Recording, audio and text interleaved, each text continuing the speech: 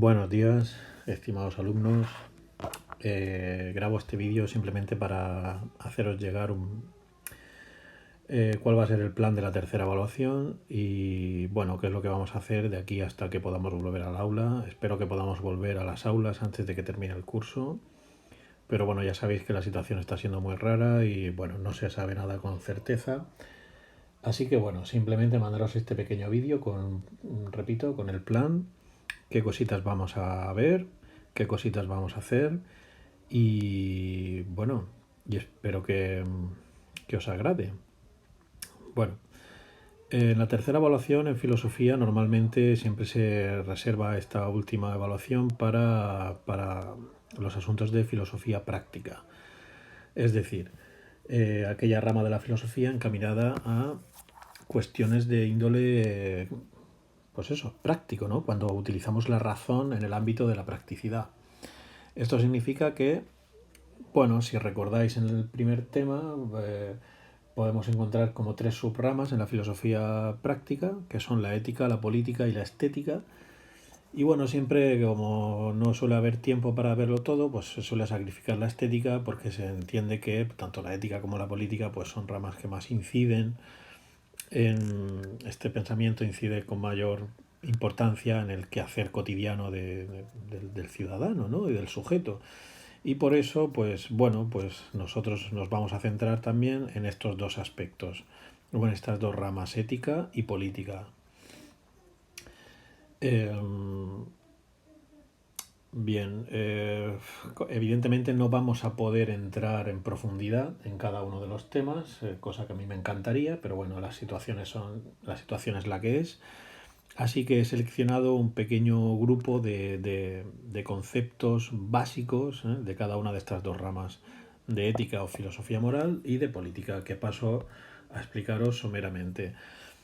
Bien, en lo que se refiere a filosofía moral o ética, ya sabéis que a la ética también la podemos llamar filosofía moral, pues vamos a intentar estudiar tres puntos. El primero de ellos es la razón práctica, libertad y determinismo. El segundo sería relativismo moral y universalismo. Y el tercero, una pequeña clasificación de las teorías éticas. ¿Vale? Ya digo que simplemente lo veremos esto de manera superficial, ¿eh? En ningún caso vamos a, a profundizar, perdón, a profundizar demasiado en cada uno de estos tres aspectos. Y por otro lado, la filosofía política, dentro de la cual, pues bueno, simplemente vamos a atender a estos tres puntos básicos: el poder y la autoridad, que se encuentra en la base de todo poder político; el Estado, muy de actualidad en los últimos años, sobre todo en España o en otros países con nacionalismos; y la democracia, ¿no? Ese concepto tan importante para nuestros días y ese método de gobierno, ¿no? Que parece ser el mejor o el más apropiado para todas las sociedades.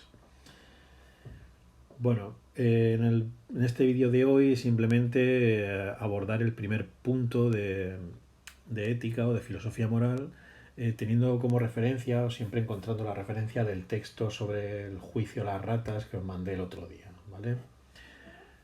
Bien, la pregunta básica, y que es este punto de libertad y determinismo, nos sirve un poco de enlace entre lo último que dimos antes de irnos del confinamiento al confinamiento, acerca de la naturaleza humana, etcétera, todos aquellos aspectos de antropología que estuvimos estudiando, y este asunto de la ética, ¿no?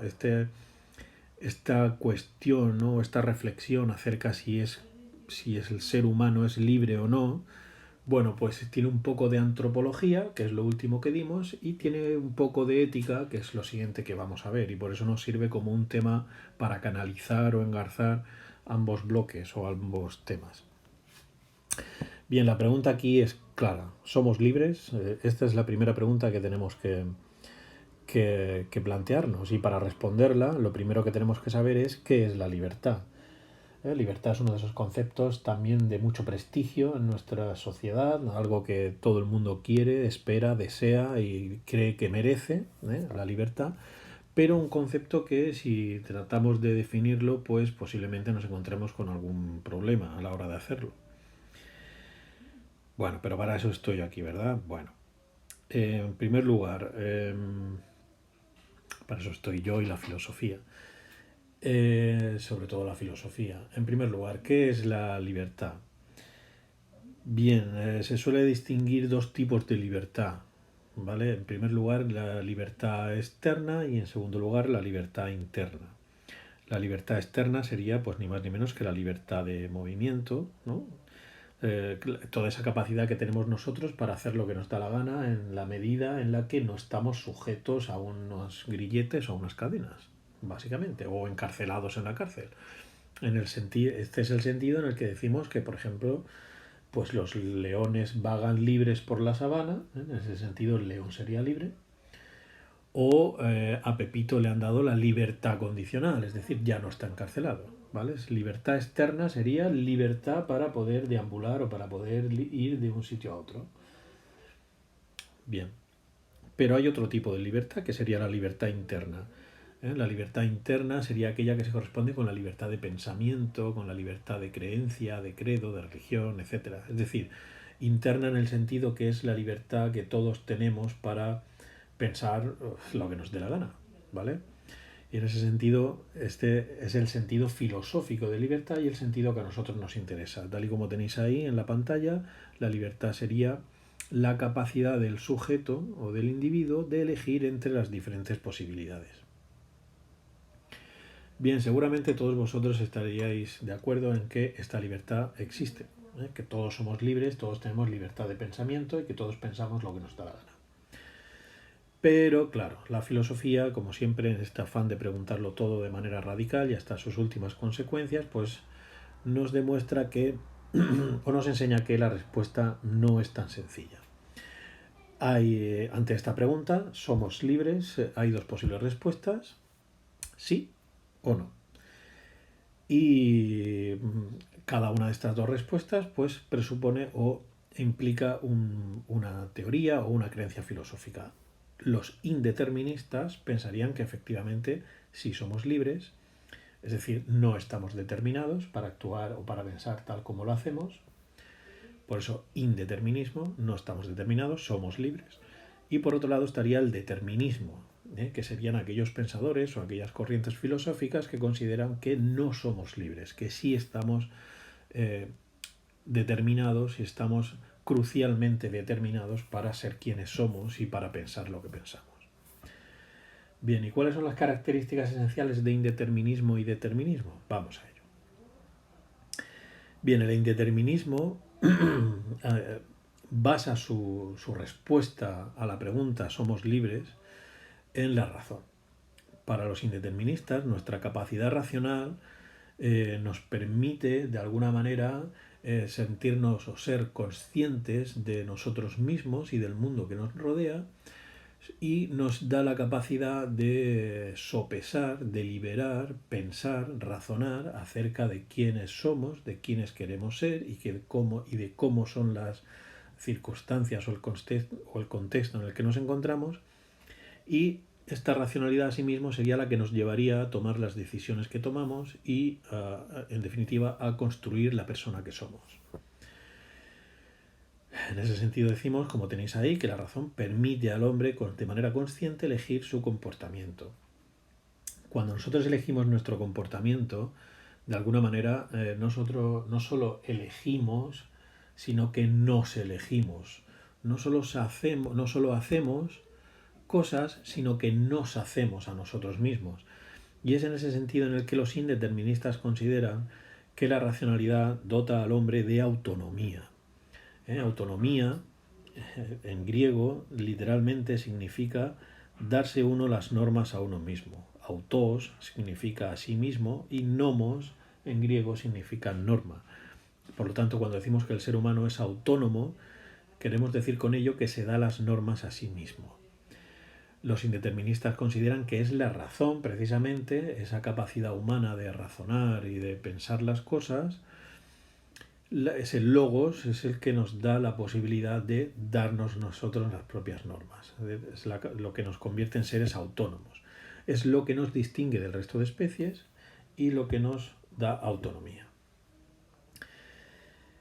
Bien, en el momento en el que nosotros somos los que nos damos a nosotros mismos nuestras normas, en el momento en el que nos convertimos en seres autónomos, tenemos que admitir que es en ese mismo momento en el que nos hacemos responsables de lo que de nuestras acciones y nos hacemos responsables de quiénes somos concretamente. ¿Vale? La responsabilidad sería en este modo, de esta forma, la otra cara de la moneda de la vida moral. Por un lado estaría la libertad, sería una de las caras de la moneda, sería la libertad, y la otra cara de la moneda sería la responsabilidad. Efectivamente, eres libre para actuar tal y como lo haces, pero una vez que has actuado, luego debes responsabilizarte de lo que has hecho o de lo que eres. Como diría Sartre, el famoso pensador existencialista, que era indeterminista, por supuesto, estamos solos y sin excusas. Él decía que estamos condenados a ser libres, estamos condenados a elegir, puesto que siempre elegimos. ¿Vale? Incluso cuando no elegimos, decía Sartre, elegimos no elegir, pero siempre elegimos. Y por lo tanto, en ese sentido, la libertad se convertiría en nuestra forma de ser más radical. Sí, el ser humano es un ser libre por definición. ¿Vale? Bien, y en el momento en el que nos responsabilizamos de nuestras acciones y en el momento en el que las elegimos, pues en ese momento es en el que cobra sentido la vida moral y los juicios morales. Fijaos, os preguntaba en el texto sobre las ratas, ¿por qué no resulta tan extraño que se haga un juicio a unas ratas? Pues ni más ni menos porque las ratas no pueden responsabilizarse de sus actos, puesto que no los eligen de manera libre y consciente, sino que están determinadas por sus instintos, están determinadas por su genética para hacer lo que hacen y de ninguna manera podrían elegir no hacer lo que hacen, ¿vale? Como decía el filósofo, eh, las hormigas no pueden hacer panales y las abejas no pueden hacer hormigueros. Los animales están determinados a comportarse tal y como lo hacen y por lo tanto no tienen vida moral, no son seres morales. No podemos emitir juicios morales sobre los actos de los animales y por lo tanto no los podemos juzgar en un juicio. El ser humano sí que puede elegir y de hecho debe construir toda su vida y debe elegir quién quiere ser y por lo tanto sí que es un ser moral y que sí que podemos realizar juicios morales sobre quién es y sobre lo que hace. ¿De acuerdo? Esa sería la diferencia y por eso se nos hace tan extraño, ¿no?, que en el siglo XVI se hiciese un juicio a unas ratas por hacer ciertas cosas. Vale, pues esta sería la postura indeterminista, aquella que considera que el ser humano es libre porque tiene capacidad racional y esta capacidad racional le permite elegir libremente, de manera consciente, y por lo tanto al final responsabilizarse de sus actos. ¿Es esta la única respuesta posible? No. La otra opción sería pensar que el ser humano no es libre. Y esto es lo que defienden los deterministas o la corriente determinista de la filosofía. Para ellos la libertad no existe. ¿Y en qué se basan? ¿Por qué defienden esta postura los deterministas? Pues bien, el determinismo considera que la libertad humana es una ficción.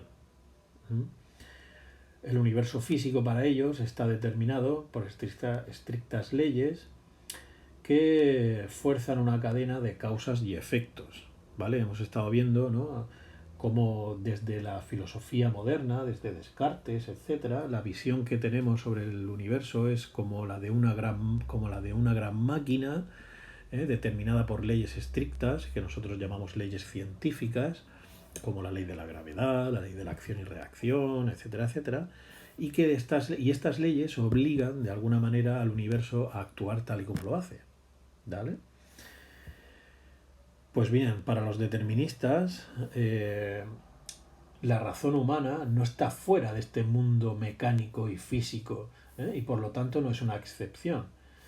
¿Qué es lo que sucede? Pues bien, para ellos las causas de nuestras elecciones permanecen ocultas en las profundidades de nuestra mente, de nuestra psique, y por lo tanto nosotros tenemos una ilusión de libertad, pero realmente nosotros estaríamos determinados para obrar tal y como lo hacemos. Fijaos que, por ejemplo, Freud, a finales del siglo XIX y a principios del XX, pues ya nos dijo algo similar. Según Freud, el ser humano, la psique humana, está determinada por ciertos instintos o pulsiones que no controlamos, que ni siquiera conocemos y que nos obligan a actuar tal y como lo hacemos. ¿Vale? La respuesta a por qué actuamos como lo hacemos, decía Freud, no está en nuestra parte consciente, en la parte consciente de nuestra psique, sino en la parte inconsciente o en el subconsciente. Y de manera que ni siquiera seríamos los dueños de nuestras acciones, ni siquiera seríamos los dueños de nosotros mismos. Pues bien, algo así es lo que piensan los deterministas. Estamos determinados, pero no nos damos cuenta de que estamos determinados. Y por eso tenemos la ilusión de libertad. Pero realmente el ser humano, como cualquier otro ser del universo, está determinado por estrictas leyes y no puede escapar a ellas. Lo que sucede es que esas leyes que nos determinan no las conocemos. Pero si fuéramos capaces de conocerlas, pues prácticamente podríamos adivinar el futuro. Si nosotros fuésemos capaces de saber al 100% cuáles son las causas que nos determinan en cada situación y quiénes somos nosotros, no nos sorprendería jamás ninguna de nuestras elecciones. Y nos daríamos cuenta de que efectivamente no somos libres para ello. No somos libres para elegir y para dar una respuesta a los estímulos. ¿De acuerdo? Las respuestas que damos a los estímulos de nuestro entorno no son libres para los deterministas, sino que están determinadas. ¿Vale? Deterministas clásicos, pues Spinoza, por ejemplo, o como ya decía, Sigmund Freud. Y bueno, al final, en esta final del siglo XX, pues nos podemos encontrar con que la neurociencia y en muchos de sus descubrimientos pues nos están diciendo que efectivamente estamos más determinados de lo que nos pensábamos o de lo que creíamos. Bueno, creo que está claro, no sé si me he explicado bien, si me he expresado bien. Simplemente quería con este primer vídeo deciros un poco cuál es el plan para las próximas semanas y apuntaros el primero de los puntos de la filosofía moral o ética. Daos cuenta que en nuestra decisión acerca de si somos libres o no se va a fundamentar nuestra ética. ¿Vale? No es lo mismo una ética que considera, es decir, ya sabéis que la ética es una filosofía moral, una reflexión acerca de el carácter humano y de las acciones humanas. Entonces no es lo mismo pensar que el ser humano es libre y por lo tanto se puede hacer responsable y se debe hacer responsable de sus acciones que pensar que el ser humano no es libre. ¿En dónde queda la ética si el ser humano no es libre para elegir? Si no es responsable de sus acciones. Bueno, pues eso, que solo quería que reflexionásemos un poco acerca de esto, de estas dos respuestas a la pregunta si el ser humano es libre, indeterminismo si es libre, determinismo no es libre. Supongo que ahora el texto que os mandé el otro día tiene un poco más de sentido para vosotros. Y bueno, durante el día de hoy o quizá ya mañana os mandaré por Google Classroom algún otro ejercicio, no sé si algún texto o algún otro ejercicio a tenor de todas estas cosas. Iremos avanzando un poquito. Bueno, espero no haberos aburrido demasiado. Y bueno, pues nada, cuidaos mucho y hasta la próxima.